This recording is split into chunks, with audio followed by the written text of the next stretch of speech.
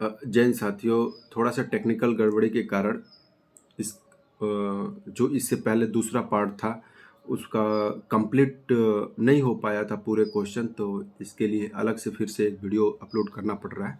ठीक है, तो बात कर रहे हैं हम लोग स्थिर अवस्था या धीमी गति स्थिति से तीव्र गतिशीलता स्थिति पाना क्या कहलाता है। अर्थात to ability to achieve high speed of locomotion from a stationary position or from a slow moving position known as. यदि हम स्लो अवस्था में हैं या स्थिर अवस्था में हैं तो फिर हमें जब हाई स्पीड पे जाना है, अपने उच्च गति को प्राप्त करने की स्थिति क्या कहलाती है। ठीक है, जब हम स्पीड को पढ़ते हैं तो स्पीड को 5 भागों में डिवाइड करने का काम करते हैं। Reaction ability, acceleration ability, movement speed, locomotor ability या स्पीड एंडुरेंस। तो सबसे पहले रिएक्शन एबिलिटी होता है जब आपको कोई कमांड दिया जाता है, उस कमांड के प्रति आप एक रिएक्शन करते हैं तो वो रिएक्शन एबिलिटी कहलाती है। जैसे मैंने कहा कि 100 गो, तो आप तुरंत दौड़ने की जो हरकत होती है शुरू करते हैं, अपने पैरों से बल उत्पन्न करने का या आप अपने आप को आगे पुश करना शुरू करते हैं, वो रिएक्शन एबिलिटी कहलाता है।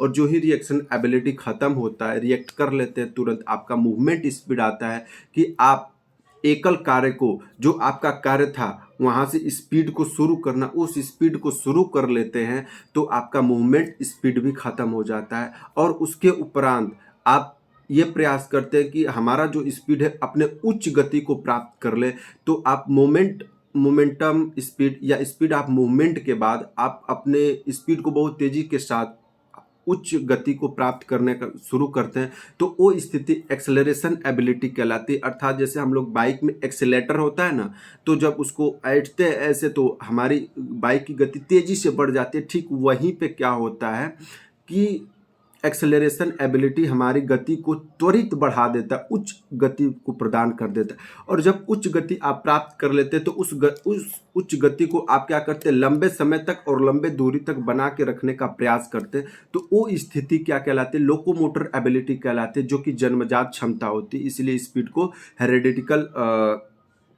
हेरिडिटिकल कहा जाता है। और जब आप लंबे समय तक उसको बना के रखने का प्रयास करते हैं तो आपके अंदर एक फटीग आना शुरू हो जाती है, थकान आना शुरू हो जाती है। और वही थकान की अवस्था में भी अपनी गति को उसी तरह बनाए रखते हैं, तो वो गति की स्थिति स्पीड एंडोरेंस कहलाती है। और ये 5 प्रकार की गतियां होती है। जैसे बाइक के एग्जाम्पल से समझे तो हमें कहीं जाना होता है तो बाइक निकाल के जो ही सिलेक्टर देते हैं तो वो आपका जो ही बाइक आप चालू कर लेते हैं तो वो स्थिति रिएक्शन एबिलिटी कहलाती है। और उसके बाद आप क्लच लेके गियर लगाते हैं और थोड़ी सी धीरे मूवमेंट होती है, वो आपकी मूवमेंट स्पीड कहलाती है। क्योंकि आप अब मूवमेंट करने के लिए आपको गति मिल गई है, आप अब उच्च स्तर पे जाइए, यही मोमेंट स्पीड कहलाता है। बस तुरंत हम क्या कहलाते हैं, 1 गियर 2 गियर 3 गियर लगाते हैं और अपने जो अपना उच्च गति होता है उसको प्राप्त कर लेते हैं, वो अवस्था एक्सेलरेशन एबिलिटी कहलाती है। अब उसके बाद क्या करते हैं, उसी गति को आप कंटिन्यू बना के रखने का प्रयास करते हैं, तो वही स्थिति आपकी लोकोमोटर एबिलिटी कहलाती है। ये था हमारा स्पीड, और इसका उत्तर आप समझ ही गए होंगे क्या होगा। इसके बाद आगे के प्रश्न को हम लोग बात करते हैं। फार्टलैग प्रशिक्षण विधि के विषय में कौन सा कथन सही नहीं है। जो स्टेटमेंट गलत है वही इस प्रश्न का सही उत्तर होगा। तो हम लोग बात करेंगे, पहला स्टेटमेंट है गति या पूर्व वेग नियोजित नहीं होते। बिल्कुल ये पूर्व नियोजित नहीं होते हैं। फार्टलैग में आपको 2 चीजें दे दी जाती है, एक निश्चित दूरी और एक निश्चित समय। इसी के अंतर्गत आपको क्या करता है, उसी निश्चित दूरी को निश्चित समय के अंदर, चाहे आप हाई इंटेंसिटी के साथ दौड़े या वॉकिंग करें या स्लो दौड़े या रुक रुक के दौड़े, आप जैसे भी करें उतने समय में उतने दूरी को पूरी तय करना होता है। तो इसलिए क्या होता है, नियोजित नहीं होता है वेग आपका। दूसरी चीज, इसमें कुल मूल्य और समय अंतराल सहनशीलता सुधार परिवर्तनशील वेग विधि के अनुरूप समान होते हैं। बिल्कुल इसमें सहनशीलता को सुधारने के लिए ही इसका काम करता है। ठीक, इसमें प्रशिक्षण के दौरान, क्योंकि ये लगभग 45 मिनट तक चलने वाली एक प्रकार की दौड़ होती है, तो यहाँ से एंडोरेंस डेवलप होगा। इसमें प्रशिक्षण के दौरान हृदय गति परिवर्तनशील 120 से 140 न हो के, बल्कि ये जो होती है 140 से लेके 180 बीट पर मिनट होती है। और यही इस प्रश्न का सही उत्तर है, क्योंकि स्पीड प्ले के बारे में ये स्टेटमेंट गलत है। खिलाड़ी के स्वतः अपनी गति, मैदान और वातावरण व अनुभूति के अनुसार बदलता है। बिल्कुल, जो उसकी गति होती है, स्पीड होता है, वो मैदान, वातावरण, अनुभूति के अनुसार बदलता है। अगर ऊंचाई पर वो चढ़ना शुरू करता है तो वो गति को स्लो कर देता है। अगर नीचे की तरफ होता है तो उसकी गति बढ़ जाती है। समतल पे वो आराम भी कर लेता है। ठीक है, धूप आती है तो तेज दौड़ जाता है, और थोड़ा सा उसको शीतलता महसूस होता है तो थोड़ा सा स्लो दौड़ना शुरू कर देता है। तो ये आपका फाट लेगा। और चीजें इस यहाँ पे समझ सकते हैं कि इसको हम क्या कहते हैं, स्पीड प्ले के नाम से जानते हैं। यह एक कंटिन्यूअस और इंटरवल ट्रेनिंग का भाग हो जाता है। दोनों चीजें इसमें शामिल हो जाती है। कंटिन्यूअस का मतलब कि वो कुछ दूरी तक लगातार दौड़ता है, और इंटरवल का मतलब उसके बीच में क्या करता है, रेस्ट भी ले लेता है। हार्ट बीट 140 टू 180 मिनट हो जाती है पर भी 140 से 180 बीट पर मिनट हो जाती है। इसका ड्यूरेशन कम से कम 45 मिनट होता है। इसमें एरोबिक वॉक, जब हम वॉकिंग करते हैं तो एरोबिक एक्टिविटी होती है। जब अगर स्प्रिंट लगा देते हैं तो एनारोबिक एक्टिविटी भी शामिल हो जाती है। ये इसकी खूबसूरती है फार्टलेग की। गुस्टाव होल्मर ने इसकी शुरुआत की थी। ठीक, आगे का प्रश्न है, फ्लेक्सिबिलिटी बढ़ाने के लिए निम्नलिखित में कौन सी विधि प्रोप्रियोसेप्टिव न्यूरोमस्कुलर फैसिलिटेशन विधि पर आधारित होता है?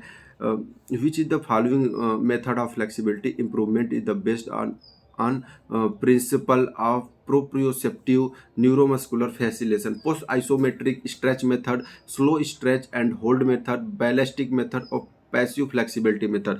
ऑप्शन 4 देखिए, फ्लेक्सिबल पैसिव यानी कि लचीलापन विधि। ये एक प्रकार का क्या होता है, मेथड ना होके बल्कि टाइप ऑफ फ्लेक्सिबिलिटी होता है। दो प्रकार के होते हैं, एक होता है ACTI भी एक्टिव, दूसरा होता है पैक्टिव। एक्टिव का मतलब होता है आप अकेले बिना किसी ऑपरेटर्स, बिना किसी साथी के जब आप फ्लेक्सिबिलिटी को डेवलप करते हैं, जिसमें क्या होता है, फ्री मूवमेंट आप करते रहते हैं, गति के माध्यम से करते, तो एक्टिव कहला जाती है। और जब आप किसी ऑपरेटर्स या किसी अपने सहायक साथी के मदद से फ्लेक्सिबिलिटी को बिल्ड करते हैं तो वो आपका पैसिव फ्लेक्सिबिलिटी कहलाता है। तो ये गलत होता है ऑप्शन। बैलिस्टिक मेथड क्या होता है, सबसे पुरानी मेथड होती है, और इसके तहत जो होता है एक रिदमिक एक्टिविटी अपनाई जाती है, जैसे जिम्नास्टिक एक्टिविटी या जिम्नास्टिक क्रियाएं हो गई। शरीर के अंग को क्या होता है, स्विंग कराया जाता है। जैसे मैं हाथ को ऐसे लंबे खोल के पूरा स्विंग करा रहा हूं, तो ये क्या होगा, बैलिस्टिक मेथड के रूप में आ जाता है। तो ये भी गलत हो जाता है।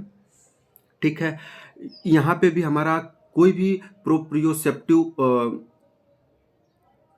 न्यूरोमस्कुलर फैसिलेशन काम नहीं करता है। फिर slow stretch and hold method जो होता है, इसमें धीरे धीरे क्या करते हैं, स्ट्रेच करते हैं और फिर मैक्सिमम जगह पे जाके उसको होल्ड रखते हैं 6 से 8 सेकेंड के बीच में। तो ये होता है। फिर बात करते हैं जो इस प्रश्न का सही उत्तर होता है, पोस्ट आइसोमेट्रिक स्ट्रेच मेथड होता है। पोस्ट आइसोमेट्रिक स्ट्रेच मेथड की जब हम बात करते हैं तो इसमें जो मसल्स होती है वो आइसोमेट्रिकली क्या करते, स्ट्रेच होती है। मतलब कि उसके अंदर स्ट्रेचिंग तो किया जाता है लेकिन उसके अंदर कोई मूवमेंट नहीं होता। विदाउट किसी मूवमेंट के स्ट्रेच किया जाता है, और ये स्ट्रेच 8 से 10 सेकेंड तक किया जाता है। यानी कि इसमें 8 से 10 सेकेंड तक क्या करते हैं, स्ट्रेच करके होल्ड किया जाता है, और उसके बाद फिर से अपने जो उसका नॉर्मल कंडीशन होता है उसमें रिटर्न किया जाता है। और इसके वजह से क्या होता है कि ये एक प्रशिक्षित जो ट्रेंड पर्सन होता है उसी के मार्गदर्शन में इस तकनीक को अपनाया जाता है। और इसके वजह से उच्च स्तर के यानी कि हाई लेवल के फ्लेक्सिबिलिटी डेवलप होती है या बिल्ड होती है। ठीक है, तो इस प्रश्न का उत्तर क्या आपको मिला, प्रोप्रियोसेप्टिव न्यूरोमस्कुलर फैसिलेशन जो होता है पोस्ट आइसोमेट्रिक स्ट्रेच विधि पर आधारित होती है। इसको हम लोग और थोड़ा सा समझ सकते हैं तो 4 फेज में इसको पूरी की जाती है। पहले फेज क्या होते हैं, 1 step is the performer stretch the muscles as far as it will go. मतलब जो परफॉर्मर है, जो स्ट्रेचिंग करने वाला है, वो जैसा चाहे वैसे मसल्स को स्ट्रेच कर सकता है। उसके बाद दूसरा स्टेप आता है, उसके पार्टनर उसका दूसरे स्टेप में शामिल होता है और हेल्प करता है उस स्ट्रेच अवस्था को होल्ड अवस्था में बनाए रखने के लिए। कम से कम यहाँ पे 6 से 10 दिया हुआ है, लेकिन अगर हम NCERT के अकॉर्डिंग इन चीज़ों को देखा जाए तो वो 8 से 10 सेकेंड की बात करता है। ठीक है, इसके बाद थर्ड स्टेप आती है, और थर्ड स्टेप में क्या होता है, the performer take time to relax the muscle. अब परफॉर्मर क्या करता है कि 8 से 10 सेकेंड बाद वो अपने जो मूल कंडीशन था उसका, यानी कि जो उसका नॉर्मल स्थिति था उसमें आके रिलैक्स करता है। और फिर फोर्थ स्टेज में क्या करता है, the partner helps stretch the muscle even further. फिर उसका जो पार्टनर होता है आगे फिर उस मसल को स्ट्रेच करने की प्रक्रिया फिर शुरू कर देता है। और ये हमारे क्या हो जाते हैं, आइसोमेट्रिक एक्सरसाइज पर आधारित हो जाता है। ठीक है, जैसे मैं आपसे कहूं कि मैंने क्या किया, इस हाथ को सीधा किया और फिर दूसरे हाथ की सहायता से ऐसे स्ट्रेच करके होल्ड किया हुआ, तो ये क्या, यही है आपका PNF यानी कि स्ट्रेचिंग, प्रोप्रियोसेप्टिव न्यूरोमस्कुलर फैटिलाइजेशन स्ट्रेचिंग हो जाता है, जिसको आइसोमेट्रिकली बेस्ड ये होता है। आगे की बात करते हैं हम लोग। इस विधि में लंबे समय तक सहनशीलता बढ़ाने की क्रियाकलाप 10 से 35 मिनट की ऊर्जा उत्पन्न करेगा। क्या कर रहा है, लंबे समय तक, किस चीज के लिए, सहनशीलता के, लंबे समय तक बात कर रहा है, यानी कि हमें एरोबिक स्थिति से गुजरनी है और एरोबिक स्थिति से गुजरने के लिए भी सहनशीलता बनानी है। तो इसके लिए हमारी जो इंटेंसिटी होगी कम होनी चाहिए, तीव्रता कम होनी चाहिए, स्पीड कम होनी चाहिए। तो यहाँ पे स्पीड कम होने का मतलब 68% सबसे कम दिया हुआ है और बाकी सब 80 से 90% के बीच में। 80 से 90% के बीच का मतलब क्या होता है, हाई स्पीड आपके अंदर है, इंटेंसिटी ज़्यादा है, यानी कि आप जल्दी थक जाएंगे, आपके अंदर लैक्टिक एसिड तुरंत बन जाएगा। ठीक है, और ग्लाइकोलिसिस की प्रक्रिया नहीं हो पाती है आप जब इतने इंटेंसिटी, तो वो जो इतना इंटेंसिटी अगर आप अपनाएंगे 80 से 90 के बीच में, तो ये एनारोबिक एक्टिविटी के अंदर भी शामिल हो जाएगी। ठीक है, तो इसका ऐसे ही पहला प्रश्न सही हो जाता है, क्यों कि एरोबिक एक्टिविटी 68% होगा, उतनी ही आसानी से आपके अंदर ग्लाइकोलाइसिस प्रक्रिया पूरा होती रहेगी, आपको ऊर्जा मिलता रहेगा। तो ये हो जाता है। और फिर जितना ही ज्यादा आपको ऑक्सीजन मिलता रहेगा, तो आप क्या करते हैं कि जो हमारा ग्लूकोज होता है वो पायरुविक अम्ल में बदलता है, और पायरुविक अम्ल जो होता है ऑक्सीजन से ऑक्सीकृत होकर ऊर्जा देते रहता है। तो क्या होता है, हम अपनी गतिशीलता को बनाए रखते हैं, लेकिन लंबे समय तक काम करते करते क्या होता है, हमारी अंदर ऑक्सीजन की कमी होने लगती है और जो पायरुविक अम्ल होता है वो पूरी पायरुविक अम्ल ऑक्सीकृत नहीं हो पाता। कुछ पायरुविक अम्ल क्या होता है, शेष रह जाता है, तो वही पायरुविक अम्ल एक्सरसाइज के दौरान लैक्टिक एसिड में बदलना शुरू हो जाते हैं और हमें थकान का कारण देते हैं। और यही लैक्टिक एसिड जो होता है 2% की मात्रा में बनता है इस प्रश्न के अकॉर्डिंग। तो लैक्टिक एसिड को हम क्या कहते हैं, एलेक्ट एसिड भी कहते हैं। ठीक है, लैक्टिक को एलेक्ट एसिड भी हम लोग कहते हैं। तो पहला ऑप्शन इसका सही हो जाता है। ठीक, अब अगला प्रश्न कार्बोहाइड्रेट के भार के विषय में, यानी कि कार्बन लोडिंग की बात कर रहा है। कार्बोहाइड्रेट लोडिंग को हम कार्ब लोडिंग भी कहते हैं, दोनों नाम से जाना जाता है। तो पहला ऑप्शन, यह तब प्रभावशाली होता है यदि प्रतियोगिता के 2 से 3 घंटे पूर्व भारी मात्रा कार्बोहाइड्रेट खुराक ली जाए। बिल्कुल, ये जो हमारा क्या होता है, जो भी कंपटीशन होने वाला होता है उसे 2 से 3 घंटे पहले हमें भारी कार्बोहाइड्रेट की आवश्यकता नहीं पड़नी चाहिए, क्योंकि भारी कार्बोहाइड्रेट का तात्पर्य हो जाता है स्टार्च का लेना, अनाज खाना। जैसे हम भोजन कर लेते हैं तो क्या होता है, पेट भारी हो जाता है, तो फिर हम कहाँ से एक्टिविटी कर पाएंगे। ठीक है, लेकिन इसको प्रश्न में सही नहीं माना गया है। तो आगे हम लोग बात करते हैं, हमारे अकॉर्डिंग तो यही सही है। ठीक, अब हम बात करते हैं, यह प्रदर्शन के सहनशक्ति के लिए प्रभावकारी होता है। बिल्कुल, सहनशक्ति के लिए कार्बोहाइड्रेट की आवश्यकता पड़ती है, क्योंकि ये लंबे समय तक ऊर्जा प्रदान करने का काम करते हैं। तो लंबे समय तक हम एक्टिविटी करते हैं, तो लंबे समय तक जब काम करने की क्षमता हमारे अंदर डेवलप हो जाती है, तो वही तो एंडोरेंस कहलाती है। फिर आता है 30 मिनट से अधिक अवधि वाले क्रियाकलाप इवेंट के लिए प्रभावी होता है।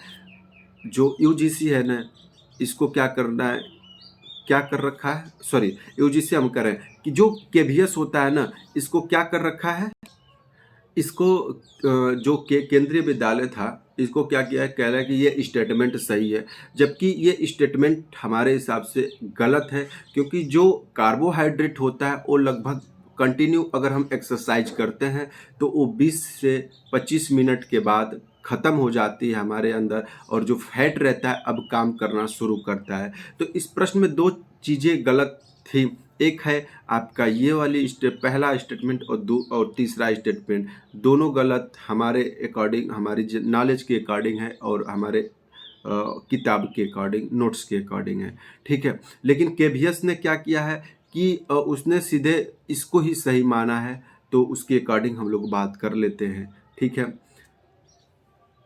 इस चीज़ को आप समझ गए होंगे। अगर आपको समझ में नहीं आया होगा तो आप ज़रूर हमें कमेंट करें, इस पे और विस्तृत तरीके से हम लोग काम करेंगे। कार्बोहाइड्रेट लोडिंग क्या है, उसकी प्रोसेस क्या होती है, कब कितना कार्बोहाइड्रेट लेना चाहिए, सारी बात होंगी। क्योंकि पिछले जो भी क्लासेज अगर हम लोग जितने लोग अगर किए होंगे वो लोग को पता होगा, अगर जो लोग नहीं किए होंगे आप जुड़ने का प्रयास कीजिए हमारे क्लास से, ठीक। आगे की बात हम लोग करते हैं। उससे पहले फिर से आपसे कहूँ, जो लोग पहली बार अगर जुड़ रहे हैं तो सब्सक्राइब शेयर लाइक जरूर कीजिएगा। एक मोटिवेशन का काम करता है दोस्त, और कुछ नहीं।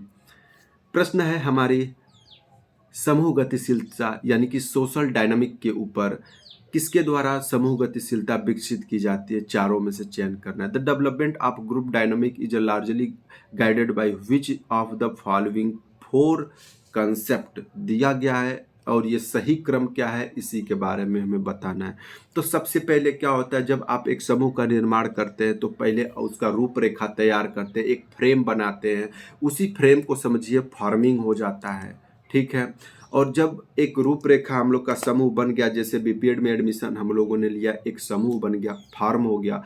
अब क्या होता है कि उसमें सब लोग अपनी बात दूसरों से मनवाने की चेष्टा करते हैं, सब लोग अपने आप को लीडर ही मानने लगते हैं, सब लोग अपने आप को ही सबसे आगे रखने का प्रयत्न करते हैं। तो उनके अंदर क्या होता है, एक संघर्ष बनता है, संघर्ष को ही हम लोग स्टॉर्मिंग कहते हैं, ठीक है। और जब संघर्ष होने लगता है तो हमारा जो टीचर थे उन्होंने कहा कि जो भी टॉप किया है वो बंदा क्या बनेगा, लीडर बनेगा, बाकी कोई लीडर नहीं बनेगा। तो उस हिसाब से क्या होता है कि एक नियम तय हो जाता है, लीडर बन जाता है, और उसके अकॉर्डिंग हम लोग फिर से क्या करते हैं, जो भी समस्या थी सब कंफर्म हो जाती है। तो कंफर्मिंग तीसरा स्टेप आ जाता है। और जो ही चीज़ें कंफर्म हो जाती है तो हम लोग क्या करते हैं, अपने अपने एक्टिविटी काम में लग जाते हैं, अपनी जिम्मेदारियों को निभाने में लग जाते हैं, अर्थात हम अपना परफॉर्मेंस देना शुरू करते हैं। तो परफॉर्मिंग आ जाती है, चौथा स्टेज होता है। फिर एडजॉर्निंग होता है, पांचवा स्टेज, अर्थात जब हम अपने परफॉर्मेंस को पूरा कर लेते हैं, अपने उद्देश्य को, लक्ष्य को प्राप्त कर लेते हैं, तो हम अपने रास्ते आ जाते हैं, हमारा क्लासमेट अपने रास्ते चला जाता है, अपने अपने घर को, यानी एक बिछड़ाव की स्थिति आ जाती है। इसको और तरीके से समझ लेते हैं कि ये पहली अवस्था हो जाती है, दूसरी अवस्था, तीसरी अवस्था, चौथी अवस्था और पांचवी अवस्था होती है। यहाँ पे इन चीज़ों को डिटेल में पढ़ के भी समझ सकते हैं आप। तो 5 स्टेज ऑफ टीम डेवलपमेंट या सोशल डेवलपमेंट होती है। आगे की प्रश्न को बात करते हैं। एक अच्छे नेता के गुण हैं, क्या होता है, बिल्ड कॉन्शियसनेस होता है, यानी कि आपके समूह को कोहेंसिवनेस, यानी कि आप कोहेंसिव का मतलब इकट्ठा करके, एकजुट करके बनाए रखना होता है। तो वो क्या करता है, अपना जो समूह होता है, लोग होते हैं, उनके बीच एकता और संबंध को बनाए रखने का काम करता है, अपने साथी को मोटिवेट करने का काम करता है। आप कर सकते हो, बस आप लग जाओ एक बार। रिप्रेजेंट द ग्रुप का कहीं भी रिप्रेजेंटेशन के रूप में काम करता है। To act as a dictator, तानाशाह के रूप में नहीं काम करना चाहिए, ठीक। और फिर होता है evaluate the work of other, अन्य जो साथी हैं समूह के अंदर उन सबकी कामों का भी मूल्यांकन करते रहना चाहिए। तो बात कर लेते हैं सही ऑप्शन की। तो इसमें ए सही है, बी सही है, सी सही है, डी गलत है और ई सही है। तो ऑप्शन की जब हम बात करते हैं, ए बी सी और ई इस प्रश्न का सही उत्तर बन जाता है। इसके बाद हम लोग इस सेशन का, इस पार्ट का हम लोग अंतिम प्रश्न की बात करते हैं। समूह में सामाजिक संबंधों का वैज्ञानिक मापन कहलाता है। The scientific measurement of social relationship in a group of known as क्या कहलाता है, कोहेंसिव। ये एकजुटता है, एक जुटता, इकट्ठा होना था। डायनामिक, यह गतिशीलता है, गतिशीलता है।